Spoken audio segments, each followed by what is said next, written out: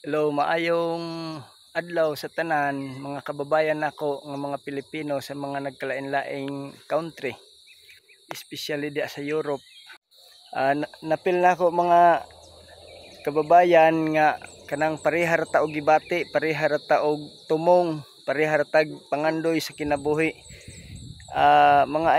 Mga kababayan, ako uban sa ako nga tibuok nga pamilya, wala kami nakapakita sa among suporta pinaagi sa mga peace rally o sa mga motorcades tungod sa rason nga naa kami gamay nga bata sa akong asawa, so dili kami makauban-uban sa pagpakita sa among suporta sa kang Tatay Digong.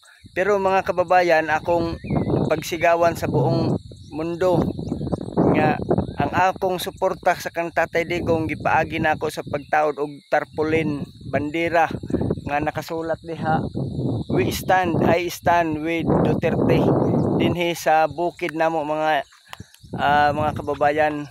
O mao ni among bukid, naani sa high ground, bukid kaayo ni. Og pinaagi ni ini, dinhi nako napakita ang akong suporta sa kang Tatay Digong. Gipagsigawan nako mga kababayan sa buong mundo, sa tanan nga mga makaagi dinhi. Ako gyud gipakita sa ila nga ako nagasuporta sa kang Tatay Digong sa duha ka pamaagi mga higala, mga kababayan. Duha ka rason ngano nga nagsuporta ko kang Tatay Digong. Ug una, ako nagatuo nga si Tatay Digong dili dapat litisin ang iyang kaso. Kung naaman, dili dapat siya litisin sa gawas nasod. Litisyon lamang siya didto sa gawas nasod kung ang atong justice system din sa atong nasod dili na pangsyonal. Mao na ang usa ka rason. Ug ang ikaduha nga rason, ako nagatuo nga ang tumong ni Tatay Digong sa atong nasod tinarong sa pagka-presidente niya, wala siya laing hangad, wala siya laing tinguha, kundi alang sa kanang mag-prosper ang atong country, para ma-prosper ang mga Pilipino. Mao na ang duha ka rason mga kababayan nganong